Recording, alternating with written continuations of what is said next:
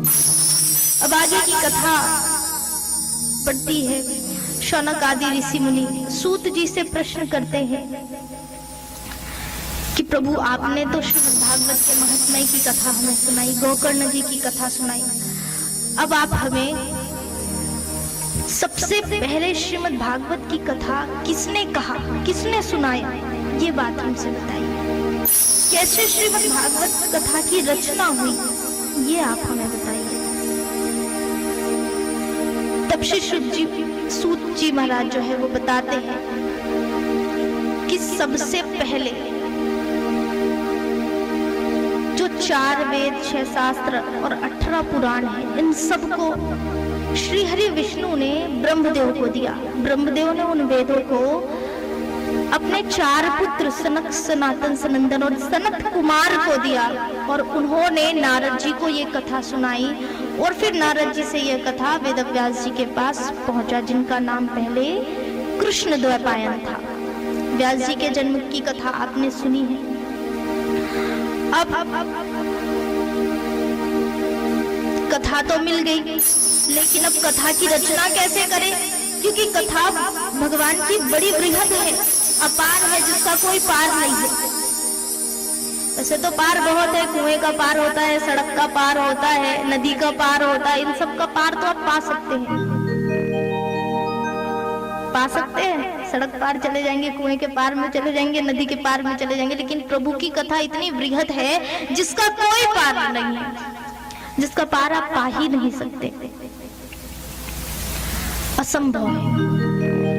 तो ऐसी कथा को सोचा कि अब इतनी बड़ी कथा है, इसे मैं, एक तो सयाना शरीर हो रहा है, इस कथा को लिख भी नहीं सकता और किसी को सुना भी नहीं सकता बैठ करके एकदम, तो क्या किया जाए। तो व्यास जी ने अपनी पत्नी अरुणी से कहा कि तुम्हें कुछ सुझाव दो।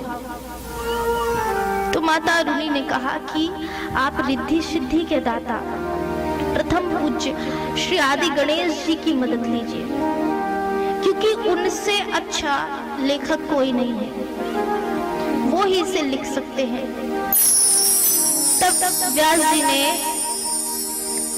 गणेश जी को आवाहन किया, उन्हें बुलाया। गणेश जी आए। गणेश जी ने कहा कि बोलो क्या चाहते हो। तो व्यास जी ने कहा कि प्रभु बस बात इतनी सी है कि वेद शास्त्र के ज्ञान तो मुझ पे है ही, मेरे पास है, लेकिन इन्हें मैं लिखना चाहता हूँ, इन्हें मैं लिखना चाहता हूँ। तो कहा ठीक है, लिखिए। तो इस प्रकार से 4 वेद, 6 शास्त्र और 17 पुराण की रचना वेदव्यास जी ने कर रखी थी। अब उन्हें संतुष्टि ही नहीं मिल रही थी। कहते ना कि कोई काम अगर मतलब एक मन होता है, जैसा हम चाहते वैसा ना हो, तो हमें मन में कुछ लगता रहता है कि अरे कुछ बच गया है, उसे भी पूरा करना था, कुछ कमी रह गई है, ये भी होना था, यहाँ पे ये कमी हो गई है, वो भी होना था पूरा।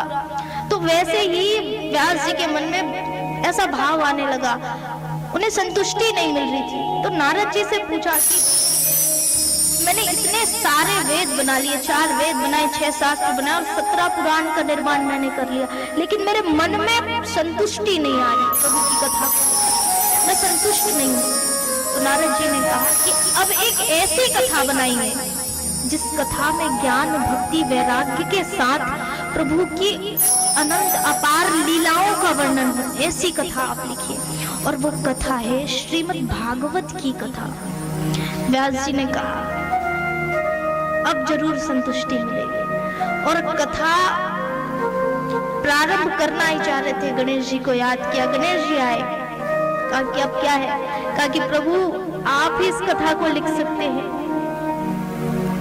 तो गणेश जी ने कहा कि मेरी एक शर्त है, कथा तो मैं लिखूंगा लेकिन मेरी एक शर्त है, कथा निरंतर चलती रहनी चाहिए, कहीं भी बीच में रुकना नहीं है। अगर आप रुके तो मैं यहीं पे ये कथा छोड़ करके चला जाऊंगा, आगे नहीं लिखने वाला। तो व्यास जी ने कहा कैसा प्रश्न रखते हैं आप। तो उन्होंने भी दिमाग लगाया, कहा ठीक है प्रभु, अगर आपका ये शर्त है तो मेरी भी शर्त मान लीजिए। गणेश जी ने कहा क्या है बताइए। तो व्यास जी ने कहा कि मैं जो भी कहूंगा वो पहले आप समझेंगे, उसके बाद ही उसे लिखेंगे, बिना समझे किसी भी शब्द को आपको लिखना नहीं है। गणेश जी ने कहा ठीक है। अब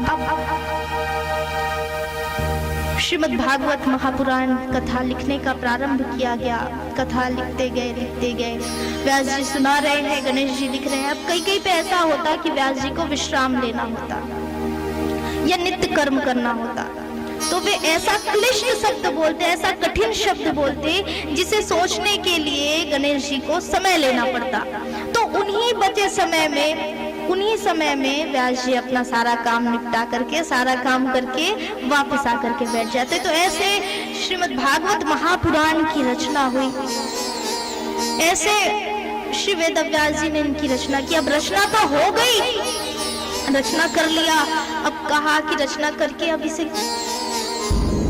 जन समाज में पहुंचाया कैसे जाए, कैसे सब तक पहुंचाया जाए, किसे दूं मैं इस ग्रंथ को जो इसका प्रचार कर सके, इसका प्रसार कर सके। तब मन में पुत्र की कामना जागी कि अगर मेरा पुत्र होता तो मैं उसे ये दे देता, इन सारे वेदों का ज्ञान मैं उसे सिखा देता। तो भोलेनाथ जी के उन्होंने तपस्या की, भोलेनाथ जी को प्रसन्न किया। भोलेनाथ जी प्रसन्न हुए तो वेद व्यास जी से कहा कि बोले क्या चाहते हैं। तो माता अरुणी और व्यास जी ने कहा कि प्रभु कुछ नहीं, बस इतना ही है कि हमें बालक चाहिए, एक पुत्र चाहिए। कहा कि ओ तुम्हें भी यही चाहिए? हाँ प्रभु, बस एक ही इच्छा है आखिरी। चाहता हूँ कि अगर कोई संतान हो तो इन सारे वेदों को मैं उन्हें सौंप दूं, इन सारे शास्त्रों को उन्हें सौंप दूं, सारे ग्रंथों को उन्हें सौंप दूं। भगवान ने कहा हो जाएगा, ठीक है। लेकिन व्यास जी ने एक बात और कह दी, कहा कि आप मुझे पुत्र तो देंगे लेकिन मैं आपके जैसा ही पुत्र चाहता हूँ। भोलेनाथ जी ने कहा मेरा जैसा कोई दूसरा है ही नहीं, तो मैं कहां से दूसरा लाके दूं? तो व्यास जी ने कहा प्रभु दूसरा नहीं है लेकिन आप तो है, आप तो आ सकते हैं। तो भोलेनाथ जी ने कहा ठीक, तथास्तु कहा और वहां से चले गए। और एक बात साफ साफ कह दी थी भोलेनाथ जी ने, कहा कि मैं आऊंगा तो सही, आऊंगा जरूर गर्भ में माता अरुणी के, आपके घर बालक बन करके, लेकिन आप मुझे मोह माया में फंसाएंगे नहीं। क्योंकि होता है ना, संतान जैसे गर्भ में आया तो उनके लिए आप सब सोच के रखते हैं, ये आएगा तो ऐसे कपड़े पहनाऊंगी, ऐसे कपड़े पहनाऊंगी, यहाँ ये वाले स्कूल में पढ़ाना है, ऐसे शादी करना है। ये सारी बात एक माता और पिता सोच डालते हैं। गर्भ में जैसे संतान आया तो ये सारी बातें हो ही जाती हैं। तो भोलेनाथ जी ने ये सब साफ कर दिया था कि ये सब नहीं होना चाहिए, मोह माया से आप मुझे घेरेंगे नहीं, तभी मैं आपके घर में जन्म लेकर के आऊंगा, तभी आपके घर आऊंगा। व्यास जी ने कहा ठीक है प्रभु, जैसी आपकी आज्ञा। अब प्रभु उनके गर्भ में आ जाते हैं माता अरुणी जी के। अब एक कथा और आती है कि भोलेनाथ जी और माता पार्वती कैलाश पर्वत पर है। अब पार्वती माता कह रही है कि प्रभु मैंने सुन रखा है कि आपके पास कोई अमर कथा है। क्या कथा है? अमर कथा। और सुन रखा है कि कोई इस अमर कथा को जब सुनता है ना तो वो अमर हो जाता है। तो भगवान भोलेनाथ जी ने कहा ठीक सुना है, अमर कथा सुनने से अमर हो जाते हैं। तो माता पार्वती कहने लगी कि प्रभु मुझे ये कथा सुना दीजिए। भोलेनाथ जी ने कहा कि ये तुम्हारे बस की बात नहीं है। माता पार्वती जिद करने लगी, क्यों बस की बात नहीं है ऐसा कहते हैं, मुझे तो ये कथा सुननी है। भोलेनाथ जी ने कहा अरे बड़ी लंबी कथा है और तुम सब घर का काम करते रहती हो, अगर ऐसा ये सब सारी कथा सुनाने लगूं तो नींद आ जाएगी, सो ना जाओ कहीं, और फिर प्रभु की कथा अधूरी रह जाएगी और प्रभु की कथा को अधूरी नहीं करते हैं, तो इसीलिए मैं नहीं सुना सकता। तो माता पार्वती जी भोलेनाथ जी को मनाने लगती है कि प्रभु कैसे भी हो मुझे ये कथा सुननी और आप सुना दीजिए। अमर कथा क्या है? भगवान भोलेनाथ जी भगवान श्री राम जी को अपना इष्ट मानते थे, अपना आराध्य मानते थे, और राम जी की कथा ही अमर कथा है। अब उस कथा को सुनने के लिए जिद कर पड़ी है माता पार्वती जी और भोलेनाथ जी को मना रही है। कहती है